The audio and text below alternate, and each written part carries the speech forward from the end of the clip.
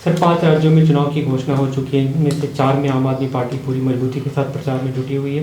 पहला क्या रिएक्शन होगा आपका घोषणा के बाद? सिर्फ आम आदमी पार्टी ही नहीं, इन राज्यों के लोग, इनके वोटर्स भी बहुत शिद्दत से इंतजार कर रहे थे कि जो राजनीति उन्हें धोखा दे चुकी है उसको हटा के अब काम करने वाली राजनीति को लेके आएँ। केजरीवाल जी को मौका दें, केजरीवाल जी की राजनीति को मौका दें। आज पंजाब के लोग, उत्तराखंड के लोग, गोवा के लोग, उत्तर प्रदेश के लोग केजरीवाल जी की राजनीति से बहुत प्रभावित हैं, उनके कामकाज से बहुत प्रभावित हैं और शिद्दत से इंतजार कर रहे थे कि चुनाव की तारीखों का ऐलान हो। तो फिर ये जो धोखा देने वाली सरकारें हैं इनको हटाएं और काम करने वाली एक सरकार लेके आएँ।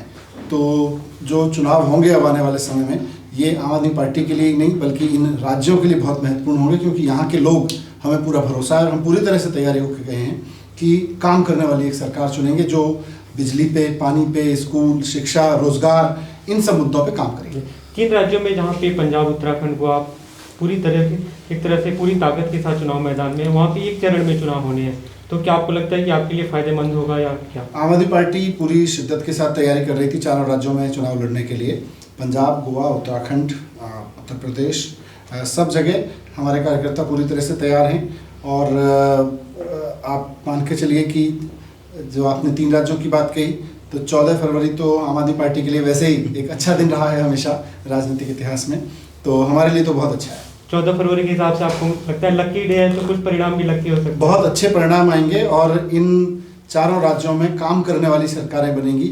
धोखा देने वाली सरकारें, जनता के पैसे को लूटने वाली सरकारें, वो हट जाएंगी और आम आदमी पार्टी के नेतृत्व में अरविंद केजरीवाल जी की राजनीति को स्थापित करने वाली सरकारें बनेंगी। उत्तर प्रदेश में 7 चरण में चुनाव है, तो ऐसा तो नहीं कि लंबा खींच जाएगा या?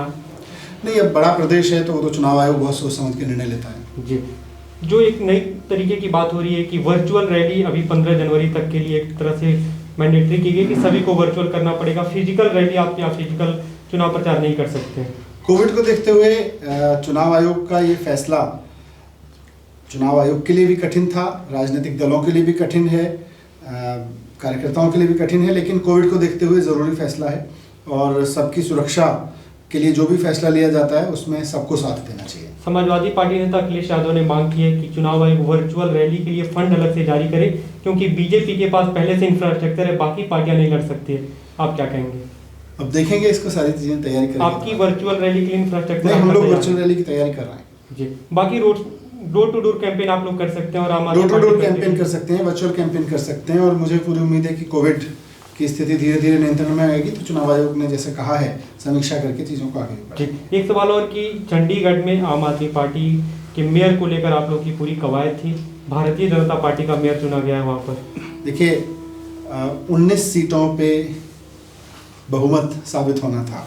19 सीट होने से आम आदमी पार्टी को 14 सीट मिली, कांग्रेस को 8 सीट मिली, भारतीय जनता पार्टी को 12 सीट मिली। चंडीगढ़ की जनता ने भारतीय जनता पार्टी को बहुत बुरी तरह से हराया, लेकिन एक गलती हो गई कि लोगों ने कांग्रेस को वोट दे दिया और ये सिद्ध हो गया कि कांग्रेस को वोट देने का मतलब है बीजेपी की सरकार बनाना। ये लोग उत्तराखंड में भी देख चुके हैं, ये लोग गोवा में भी देख चुके हैं, अरुणाचल प्रदेश में देख चुके हैं और अब चंडीगढ़ में साबित हो गया। पंजाब के लोगों ने खुद देख लिया कि कैसे चंडीगढ़ में कांग्रेस को वोट देने का मतलब बीजेपी की सरकार बनाना साबित हो गया एक बार फिर से।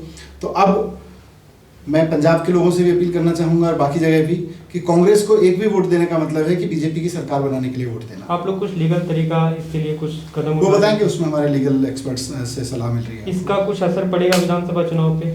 नहीं, इससे तो और जनता और सतर्क होगी। जो लोग थोड़ा बहुत कहीं कांग्रेस के प्रति कोई सिंपैथी भी रख रहे होंगे उनको भी समझ में आ गया कि नहीं, कांग्रेस को वोट देने का मतलब है कि भारतीय जनता पार्टी की सरकार बनाना और उस चक्कर में फंसेंगे नहीं लोग।